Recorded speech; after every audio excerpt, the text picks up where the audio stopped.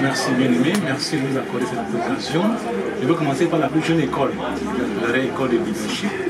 L'école leadership, c'est la plus jeune, ça n'existe qu'à Yaoundé, cours du soir, j'en ai bien dit. Cette école dure environ 3 mois.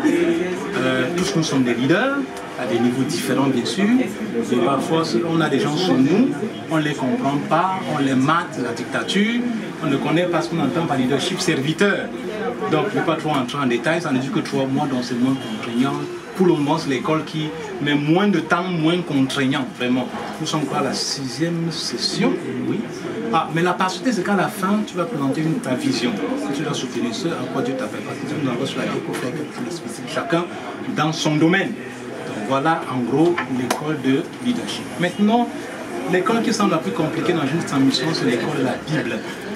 L'école de la Bible en cours du jour dure 9 mois. Mais je ne veux pas l'école de la Bible, cours du soir qui dure 2 ans.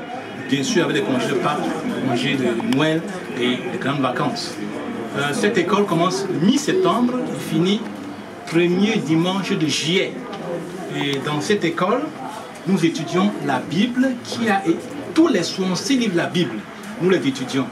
Dans un livre, on dit qui a écrit tel livre, il a écrit cela, quand, il a écrit cela, où, quel était le contexte socio-culturel, socio-politique, ainsi de suite, ainsi de suite. Parce que parfois, on interprète mal parce qu'on ne connaît pas le contexte dans lequel l'auteur a écrit. Et on prend un verset, on plaque sur des gens, on se met à dire du n'importe quoi sans connaître l'arrière-plan. Qu'est-ce qu'il a poussé à dire Zaki. Donc voilà, en gros, mais dans cette école, c'est l'école la plus difficile parce qu'il y a beaucoup de travail. Et dans cette école, si tu veux venir là-bas, il faut que tu sois disposé à trouver en moyenne 3 heures de travail personnel chaque jour. Je dis encore 3 heures de travail personnel chaque jour. Parce que tu es appelé à lire toute la Bible, au moins une fois chaque livre, toute la Bible. On a des gens qui n'ont jamais lu toute la Bible, étant des vieux chrétiens. Donc voilà, en gros, ça se passe. Vendredi 17h-20h, samedi 16h, 19h et un jeudi par mois. Voilà en gros l'école de la Bible. Merci pour gérer sa mission. Nous allons clôturer les interventions en parlant de la Fondation Promesse qui est le plus grand pourvoyeur de la littérature ici, la promotrice. Il y a quelques cartes là, nous avons ouvert... La Promesse va me faire de l'ombre, je vais être jaloux. Je voulais dire donc à la fin, il y a l'adresse de Fondation Promesse qui est déposée partout. Et le site c'est www.promessecameroun.org. Quand vous y allez, vous allez avoir plus d'informations. Madame la promotrice, nous tirons vers la fin. Est-ce qu'avec tout ce bavardage, vous n'avez même pas eu le temps de regarder les photos? Je voulais faire un album avant-après, c'est-à-dire mettre les travaux pour chaque pièce, avant et après. Mais on n'a pas encore pu le faire. Donc on a fait... ça ne défile pas assez vite. Ça ne défile pas assez vite. Donc, ça fait... Je vous le montre parce que je suis très fière de ça. Pourquoi je suis très fière de ça? Parce que j'ai mené j'étais l'architecte, j'étais le décorateur, j'étais le... Voilà. C'était la pièce, enfin le local était vraiment entre guillemets pourri. Maintenant ça ressemble à quelque chose, ça commence à ressembler à quelque chose. J'allais oublier la chose la plus importante. C'est mon mari qui met ce local à ma disposition. Donc pour le moment, je n'ai pas de loyer à payer et vraiment je lui rends grâce pour ça. Parce que s'il fallait payer un loyer ici, il faut compter dans les 200 000 pour 3 pièces. Donc la bibliothèque n'a pas encore d'argent.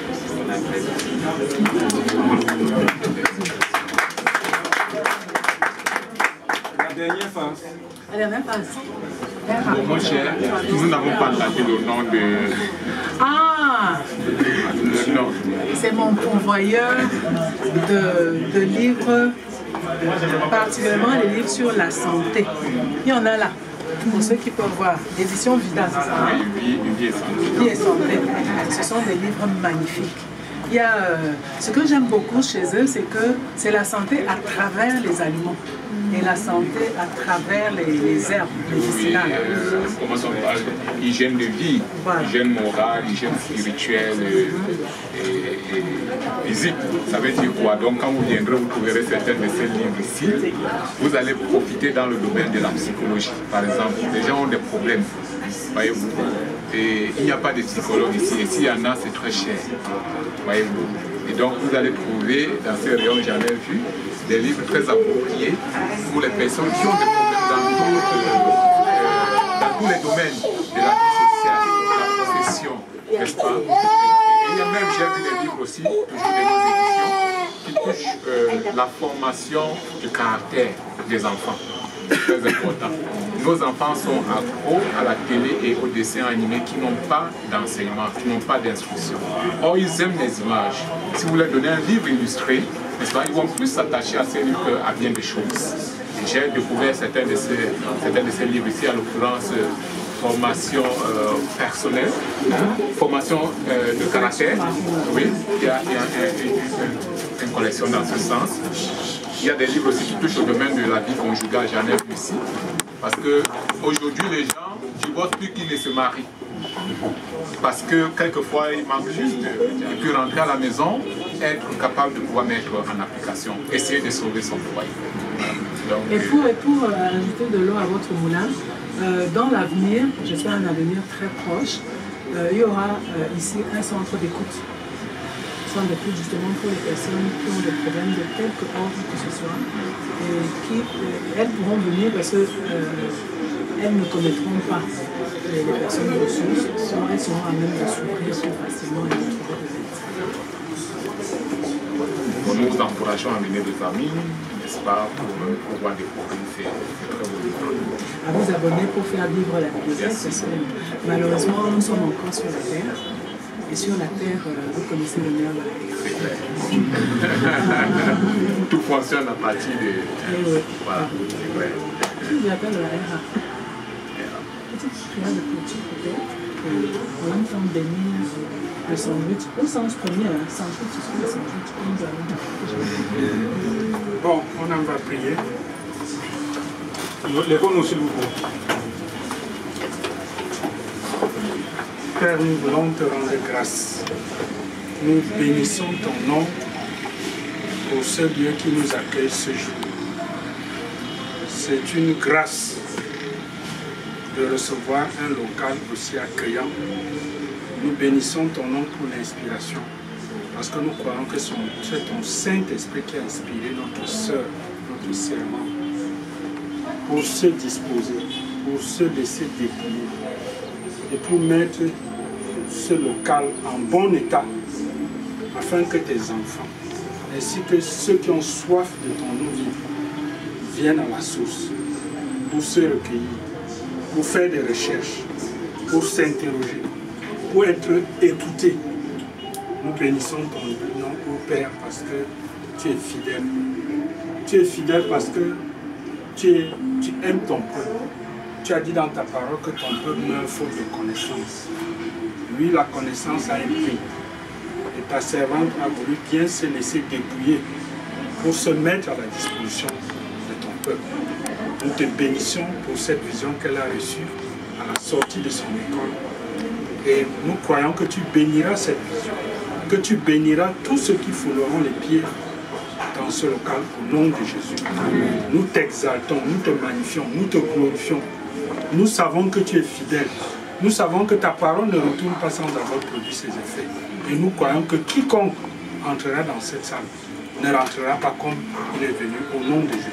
Amen. Merci de bénir tous ceux qui fouleront ce pas à partir d'aujourd'hui et dans les jours, les années à venir. Merci de bénir notre présence, de nous donner des suggestions pour que cette bibliothèque soit équipée, qu'elle s'agrandisse. Nous voulons voir ton peuple avoir soif de toi, s'abreuver davantage à ta source et connaître les bienfaits, Seigneur, qui a déjà tes pieds pour être instruit par toi. Merci de nous motiver. Merci aussi de pourvoir aux moyens financiers et aux donateurs dans les années, dans les jours à venir.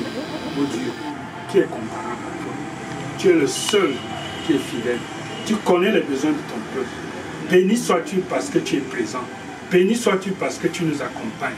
Toi qui as dit que tu seras avec nous tous les jours jusqu'à la fin du monde. Nous vivons cette parole et nous croyons que tu seras toujours là. Nous voulons te rendre toute la gloire. Nous voulons que ton nom soit glorifié et que ton nom soit célébré au milieu de nous. Maintenant que tu as donné à ta servante de nous présenter ce petit salut. Nous prions que tu nous bénisses et que tu nous accordes notre plan d'action de grâce. C'est au nom de Jésus que nous avons prié. Amen. Amen. C'est direction.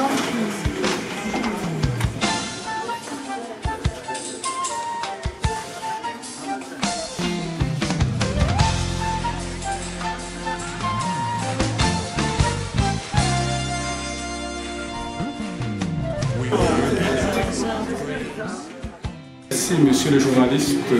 La Fondation Promesse a pour but la proclamation de l'évangile de Jésus-Christ tel que la Bible le fait connaître, l'enseignement et la formation biblique, l'encouragement, l'édification des hommes, des femmes, des enfants, des familles de toute nationalité sans considération de confession, et enfin les actes généreux, les actions généreuses autant pour moi en conformité avec la pratique de la foi chrétienne, notamment dans le but de soulager la souffrance, protéger la vie et la dignité humaine. Ok. Rendu à ce niveau, est-ce qu'on peut donc savoir quels sont les objectifs de la Fondation Promesse Cameroun? Les objectifs prioritaires de la Fondation Promesse Cameroun sont les suivants. La diffusion au Cameroun et à l'étranger des revues de réflexion biblique pour l'instruction, la formation, l'éducation chrétienne, la création et la mise à disposition des centres de réflexion biblique, des bibliothèques, des salles de lecture, des centres d'accueil et de rencontres, notamment auprès des facultés théologiques, des universités et des écoles. Le développement des projets humanitaires d'encouragement à l'autonomie économique. Les objectifs souvent seront poursuivis en fonction de nos ressources disponibles. La diffusion des revues de réflexion biblique, la diffusion de la Bible, etc. Si nous sommes ici, c'est parce que nous avons été les plus grands pourvoyeurs de la littérature chrétienne ici, avec d'autres collaborateurs qui œuvrent dans les mêmes domaines que nous. Monsieur le Président, la Fondation Promesse Cameroun, comment est organisée la Fondation Promesse Cameroun? La Fondation Promesse Cameroun, à sa naissance, avait 3 départements. Un premier département qui s'occupait de la littérature chrétienne, et c'est par là que vous avez vu la promotion du journal Promesse de la Fondation Plus avec qui nous étions collaborateurs. Un département santé qui était dirigé par un sous-département appelé UNALUST, et puis un département des prisons qui est le département phare de notre activité au sein de la Fondation Promesse Cameroun. Merci, M. le Président. Une autre question, M. le Président de la Fondation. C'est quand nous visitons votre site web, nous lisons l'annonce de cet événement qui nous réunit ici aujourd'hui comme étant l'ouverture solennelle de la 3e bibliothèque de la Fondation Promesse Cameroun. Or, ici, présentement, nous constatons qu'il s'agit d'une médiathèque. Qu'en est-il exactement? Bien. Notre rôle, comme on l'a dit souvent, c'est de promouvoir la littérature chrétienne. Les fondations qui sont notre propriété propre sont celles que nous ouvrons dans les écoles bibliques, notamment celle qui a Messa 2.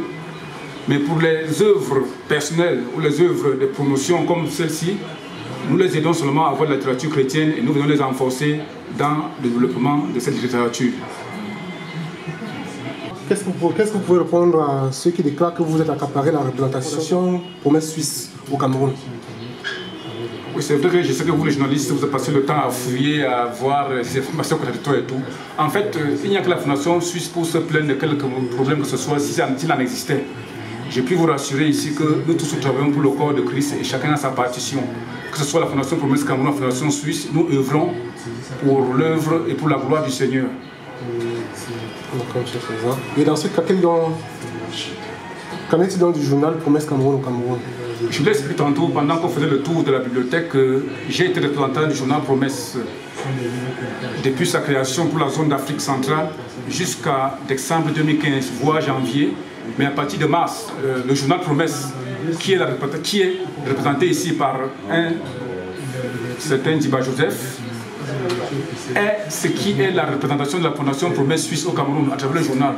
Vous savez que pour ouvrir une association ici au Cameroun, il faut se référer à la loi de 90.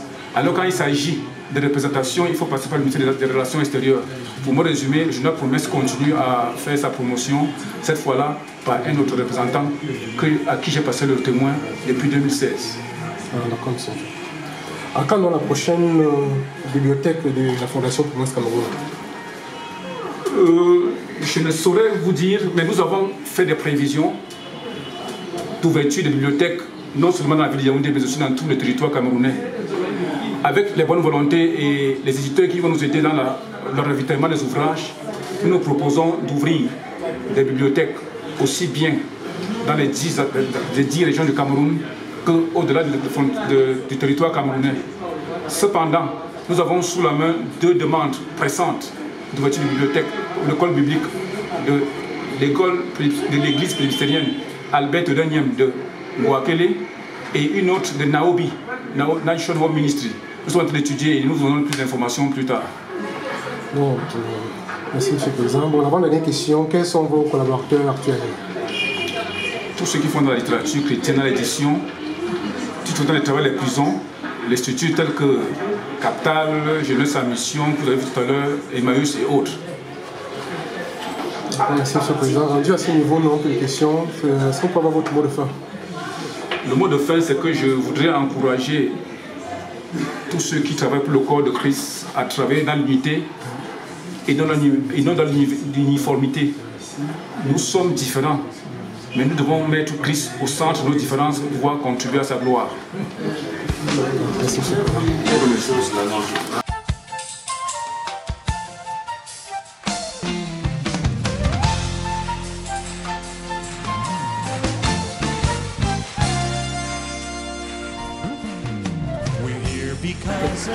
Okay. Au niveau de la bibliothèque, qu'est-ce qu'on trouve comme ouvrage concrètement?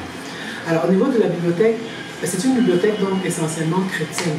Donc nous trouverons beaucoup de Bibles, nous trouverons beaucoup de calendriers chrétiens, nous trouverons beaucoup de livres écrits par des chrétiens. Toujours la Bible étant le centre de tout, n'est-ce pas? Des livres écrits par le chrétien pour l'évangélisation des âmes, pour l'affermissement de ceux qui ont déjà donné leur vie à Christ. Des livres, même comme certains disent, de psychologie, entre guillemets. Nous dirons des livres de relations d'aide. Voilà, c'est essentiellement. Mais il y aura aussi des livres que je peux appeler des utilitaires, c'est-à-dire des dictionnaires, des encyclopédies sur tout le savoir humain, peut-être même des livres de grammaire, puisque le français comme l'anglais sont des véhicules. Donc on a intérêt à maîtriser ces véhicules-là pour mieux comprendre tout le reste. Est-ce que cette médiathèque cible essentiellement les chrétiens ou bien c'est ouvert au grand public? Et comment les non-chrétiens peuvent trouver leur compte à cet endroit? Les non-chrétiens, la médiathèque est ouverte à tout le monde. C'est seulement que la sensibilité, si je puis dire, est une sensibilité chrétienne, mais elle est ouverte à tout le monde. Et en tant que chrétiens, nous savons que Christ est venu pour sauver le monde. Et Christ nous a laissé une mission, la grande commission qu'il nous a donnée, c'est de le faire connaître afin que chaque personne qui le connaît soit sauvée.